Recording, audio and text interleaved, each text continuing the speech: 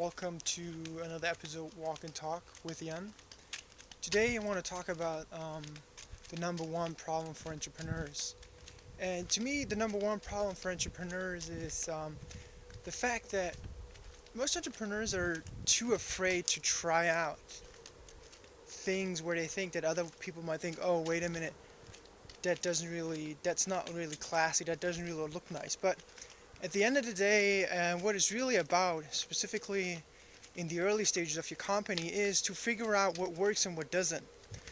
And if you find out something that works, for example, that helps you to find customers, to get you paying customers, nobody cares how you got there, as long as you didn't do anything illegal. So if you have to go out there, hire almost naked guy who's dancing around on Times Square like the naked cowboy.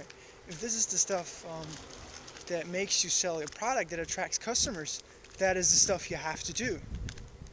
Or if it's like handing out flyers, or if it's anything really stupid, it doesn't really matter. You have to try out everything that exists, and if it works, it works. It doesn't really matter. So that is one of the biggest problem. And Paul Graham wrote a pretty nice post about it. Do things that don't scale, because what it really boils down at the end of the day is to figure out what works and what doesn't. And usually the stuff that you try out doesn't really scale. That means that it doesn't really, like, technology doesn't really kick in.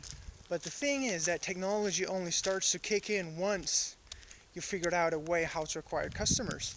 So the technology part, the scaling part, only kicks in once you found out how to find customers. It's not the other way around. So technology does not help you at all. The same thing with popular companies like Airbnb. So what did Airbnb do in the beginning? They did a lot of things that didn't scale.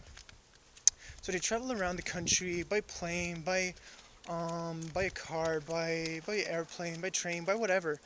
And they met their customers individually. So they went up, took a look at the flats themselves, and because they had to convince people, because there was a big danger that people were afraid of, oh, wait a minute, I get strangers in my apartment, how does it work with insurance and all that kind of stuff. So it didn't scale at all, but that was the stuff that helped them to acquire the first apartments, and really good ones.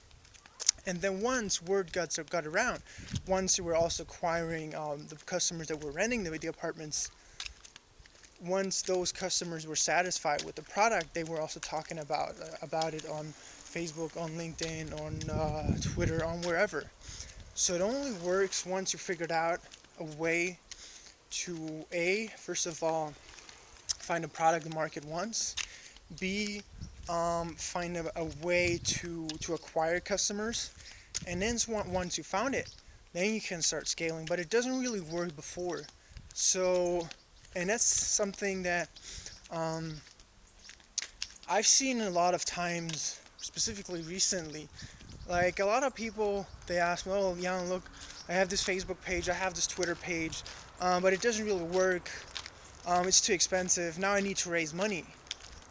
But the truth is, if you're not able to acquire customers without money, having a lot more money will not change anything. So if you don't know how to acquire a customer without money, you will most probably also not know how to acquire customers with money.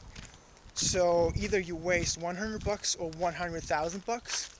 It does not matter at the end of the day, because first of all, you got to figure out what works and what doesn't. And if it's a naked cowboy, get the freaking naked cowboy.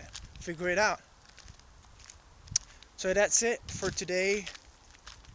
The number one problem for founders, it's being too afraid of hiring the naked cowboy. Alright, that's from me for today. See ya, bye bye.